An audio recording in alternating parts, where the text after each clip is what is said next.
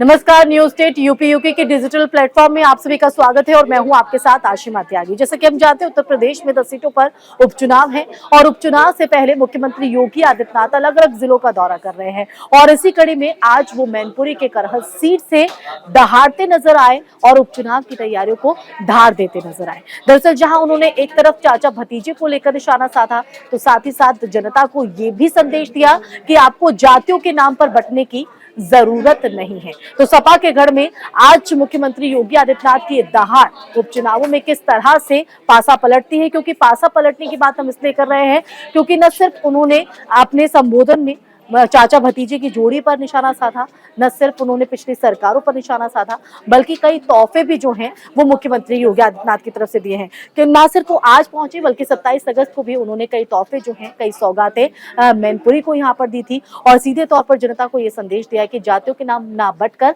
बल्कि जिन्होंने पहचान के लिए मोहताज बना दिया था मैनपुरी और करहल सीट के लोगों को, तो कहीं ना कहीं उनसे छुटकारा पाने की जरूरत है। और इसी पर आज हम चर्चा करेंगे। सोनी मेरे साथ जुड़ेंगी, साथ ही साथ पंकज जी भी होंगे, गौरव से भी हम बात करेंगे। सबसे पहले तो सोनी हमें बताएंगे कि क्या कुछ आज तोहफे दिए, क्योंकि इस तोहफे के बाद सवाल यही है कि कहीं ना कहीं इन सौगातों के जरिए उपचुनाव में पासा पलटने की तैयारी बीजेपी की तरफ से है। तो क्या कुछ आज राय खास? सबसे पहले जैसा कि हम जानते हैं कि सीएम योगी हमेशा ही देश के हित और छात्र छात्राओं के लिए हमेशा कुछ ना कुछ अच्छा करते हैं। ऐसे में सीएम योगी ने कम से कम 361 करोड़ रुपए की और साथ ही साथ 300 से अधिक परियोजनाओं और लोकार्पण का शिलान्यास किया है। साथ ही सीएम योगी ने छात्र छात्राओं को स्मार्टफोन और टैबलेट भी बांटे हैं। और सबसे खास बात यह है कि उन्होंने इस दौरान कहा है कि हमें जाति के नाम पर नहीं बंटना है। उन्होंने कहा है कि उनको प्रदेश की चिंता नहीं थी। जब लोगों को लगा कि यूपी सुरक्षित नहीं रहा, तब उन्होंने अपने लिए दुनिया के अलग अलग देशों में द्वीप खरीद लिए। साथ उन्होंने कहा कि इस धरती को पहचान की मोहताज नहीं है। वे कौन लोग हैं? ये लोग हैं जिन्होंने आपको आपके सामने पहचाने का संकट खड़ा किया। यानी कि उन्होंने इसी तौर पे कहा, उन्होंने चाचा चाची के भतीजों को भी टारगेट करते हुए कहा है कि 2017 के पहले हर नौकरी बिकती थी, नीलामी होती थी और साथ ही वसूली में भतीजा और चाचा एकमात्र भागीदारी होते थे और चाचा जो है वो पीछे रह जाता था और भतीजा बैग लेकर भाग जाता था। तो इस तरह की जो टिप्पणी है वो तंज कसते हुए मुख्यमंत्री योगी आदित्यनाथ नजर आए हैं और एक बड़ी सौगातें भी यहाँ पर लोगों को दी गई हैं। तो कहीं ना कहीं पूरी तरीके से पासा पलटने की यहाँ पर तैयारी है और यही वजह है कि मैनपुरी की करहल सीट पर आज इस दहाड़ को मुख्यमंत्री योगी आदित्यनाथ की काफी इंपॉर्टेंट, महत्वपूर्ण माना जा रहा है। तो यहाँ के आज के चुनावी गणित को भी हम समझेंगे। हमारे साथ पंकज जी भी जुड़ेंगे और उनसे एक एक समीकरण हम जो है वो यहाँ पर समझेंगे, क्योंकि ये दहाड़ किस लिए इम्पोर्टेंट है। तो पंकज जी हमारे साथ शामिल हो गए हैं इस चर्चा में और आज हमने देखा कि किस तरह से मैनपुरी के करहल सीट पर दहाड़ते हुए चाचा भतीजे पर तंज, जो उनका एक चुटकीला अंदाज है जो हर बार देखने को मिलता है, इस बार भी कि धक्के खाते हैं चाचा लेकिन रहते वहीं हैं। तो दो निशाना क्या है? बिल्कुल बिल्कुल। तो किस तरह से देख रहे हैं आप इस दौरे को? देखिए, ये जो उपचुनाव है लिटमस टेस्ट है जो हम लगातार बात करते हैं और सीएम योगी कोई भी मौका नहीं छोड़ना चाहते हैं। लगातार वो दौरा कर रहे हैं। कोई ऐसा दिन नहीं होता जो सीएम योगी का दौरा नहीं होता। किसी न किसी क्षेत्र में होते हैं।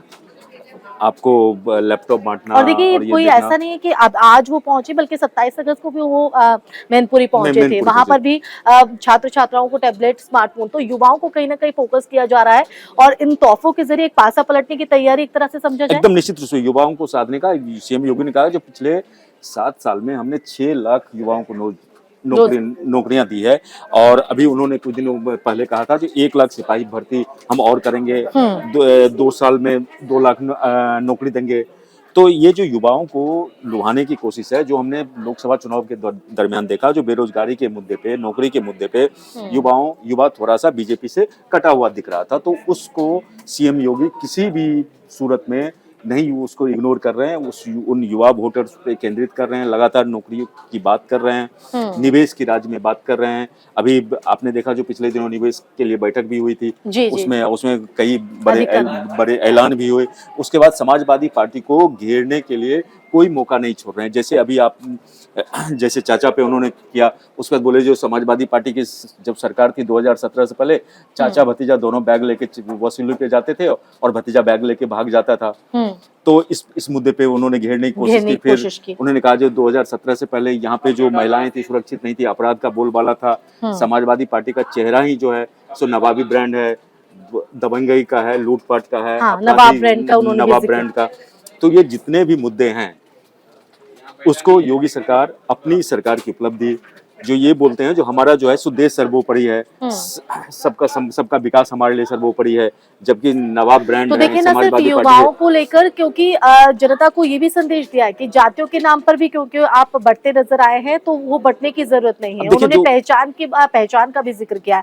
तो अगर हम इस चुनावी गणित को भी यहाँ पर समझे इस सीट की, तो उसको आप किस तरह से देखते हैं? देखिए यहाँ ये तो समाजवादी पार्टी का गढ़ रहा है, ठीक है, मुलायम सिंह यादव का कर्मभूमि यानी बोलते यादव हैं। वोटर्स जो है। यादव वोटर्स पूरा यादव बाहुल्य है, समाजवादी पार्टी का गढ़ है ये। तो इसमें तो किसी को मतलब ये नहीं थी, इसीलिए वो जो आज जो उन्होंने कहा जो ये जो है सो आप लोग जाति और इस पे वोट करते हैं, तो एक तरह से उनका ये था। और मुझे जो लगता है इस चुनाव में समाजवादी ये बीजेपी भी इस सीट से यादव कि किसी उम्मीदवार को ही ना उतारे। उसमें कई लोगों के नाम का भी चर्चा चल रहा है, जैसे समाजवादी पार्टी की तरफ से तेज प्रताप यादव जो लालू के दामाद हैं, तो उनको उतारने की है, तो इस तरह से इस सीट से भी उतारने का ये मिल सकता है। जैसे हम अगर जातीय समीकरण की बात करें तो यहाँ कुल करीब 4 लाख वोटर है, 4.25 लाख वोटर हैं, जिसमें यादव की संख्या 1,30,000 है, अनुसूचित जाति 60,000 है, साक के आपको 50,000 है, ठाकुर 30,000 है, बघेल आपको 30,000 है, मुस्लिम वोटर 25,000 है, लोधी 20,000 है, ब्राह्मण 20,000 है और बनिया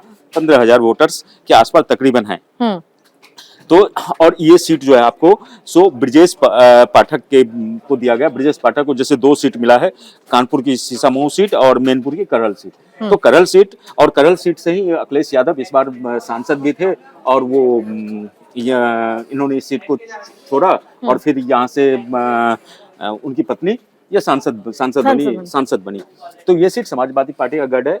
समाजवादी पार्टी और तो क्या इसका भी कोई इम्पैक्ट पड़ सकता है कि अगर वो जैसे सांसद हैं तो क्या इसका भी इम्पैक्ट पड़ सकता है? उतना आसान हो पाएगा? नहीं आसान, देखिए आसान, ये सीट तो समाजवादी पार्टी का के लिए गढ़ है और बीजेपी के लिए बहुत ही टफ फाइट है यहाँ। ये बहुत, अगर आप, क्योंकि देखिए अगर हम समाजवादी पार्टी की बात करें तो तेज प्रताप यादव का नाम तो सामने आ रहा है, लेकिन अगर बीजेपी की बात करें तो अभी तक कोई ऐसे संभावित नाम भी अभी सामने नहीं आ पा रहे। 2-3 लोगों का नाम चल रहा है, उसमें से जो मुझे जानकारी है एक उम्मीदवार का नाम आ रहा है जिनको कि हो सकता है ये लोग टिकट फाइनल करें। मैं अभी आपको 1 मिनट में ये बताता हूँ। बिल्कुल, क्योंकि ये चुनावी गणित हमें समझना जरूरी है, क्योंकि लगातार इन उपचुनावों को एक लिटमस टेस्ट के तौर पर यहाँ से अनुज प्रताप सिंह और संजीव यादव का नाम आ रहा है बीजेपी की तरफ। तो हो सकता है जो संजीव यादव को यहाँ से, अगर यादव प्रत्याशी पे बीजेपी अगर दौड़ लगाती है तो उनको यहाँ से वो टिकट मिल सकता है। लेकिन देखिए बीजेपी के लिए 10 में से 10 सीट इंपॉर्टेंट है ना, और किसी भी सूरत में बीजेपी इस लूज नहीं करना चाहिए। इसलिए आप देखिए जो इस सीट पे लगातार 2 बार सीएम योगी का दौरा हो चुका है। और देखिए ना सिर्फ सीएम योगी का, बल्कि 3 मंत्री जो हैं वो यहाँ पर कमान संभाले हुए हैं इस सीट की अगर हम बात करें, क्योंकि डिप्टी सीएम ब्रजेश पाठक की वो भी दौरा कर चुके हैं। इसके अलावा 2 और मंत्री, मतलब सीएम तो आप समझ और सकते हैं डिप्टी कि सीएम के अलावा 3 मंत्री, मतलब टोटल 5। मतलब टोटल कितना हाई प्रोफाइल सीट होगा। इस सीट पे बीजेपी के लिए सेंध लगाना बहुत ही टफ है और बीजेपी चाहती है जो अगर इस सीट से अगर बीजेपी जीतती है तो बीजेपी अयोध्या का बदला भी इस सीट से ले सकती है। अयोध्या का सीट तो जो वो सीट है, मझवा सीट है, मझवा सीट तो इम्पोर्टेंट है। उस पे देखिए मतलब किस तरह वो सीएम योगी के खाते में है, वो ये ब्रजेश पाठक के खाते में है। तो इस तरह का है। और लेकिन इतना टफ भी नहीं, इतना आसान भी नहीं है, क्योंकि इस बात को खुद बीजेपी भी समझ रही है कि ये देखते हैं कि खुद 5 मंत्री जो है वो कमान संभाले हुए एक ही सीट पर, और लगातार पहले 27 अगस्त को पहुंचे थे मुख्यमंत्री और अब एक बार फिर से उनका ये दौरा, तो कहीं ना कहीं वो खुद भी इस लड़ाई को टफ मान रही है। निश्चित रूप से टफ मान रहे हैं। 10 सीट पे इसलिए लगातार वो 30 मंत्रियों का टीम बना गया, जो सुपर 30 जिसको नाम दिया गया। उसके बाद से हर मंत्रियों के कोटे में जो बीजेपी के उत्तर प्रदेश बीजेपी के टॉप लीडर्स हैं उनको 2-2 सीट दिया गया। तो ये है बेसिकली बीजेपी चाहती है जो इस सीटों को जीत के इस 10 सीट पे जो भी चुनाव हो रहा है 10 में से अभी 5-5 का बराबरी है, तो कम से कम 6-7 सीट जीत के एक मैसेज हम दें जो लोकसभा चुनाव में हुआ था वो डैमेज को कंट्रोल डैमेज को कंट्रोल करें और केंद्र की राजनीति में और अपना ये बिल्कुल देखना होगा। तो देखिए बहुत बखूबी और बहुत अच्छे शब्दों में आपको कहीं ना कहीं पंकज जी ने बताया है, चाहे वो चुनावी गणित हो और जिस तरह से हम देख रहे हैं कि लगातार सौगातों की बौछारें मैनपुरी के लोगों के लिए हो रही है, तो ऐसे में कितना ये पासा पलटने में कामयाब हो पाता है और जो डेंट को यहाँ पर दूर करने की कोशिश बीजेपी की इन 10 उपचुनाव सीटों पर जीतने की जो कवायद है वो कितनी कारगर साबित होती है देखना होगा। यहाँ पर लगाएंगे चर्चा पर विराम, फिर हाजिर होंगे एक नए विषय के साथ। नमस्कार। न्यूज नेशन अब व्हाट्सएप पर। खबरों के ताजा अपडेट के लिए न्यूज नेशन के इस क्यूआर कोड को स्कैन करें।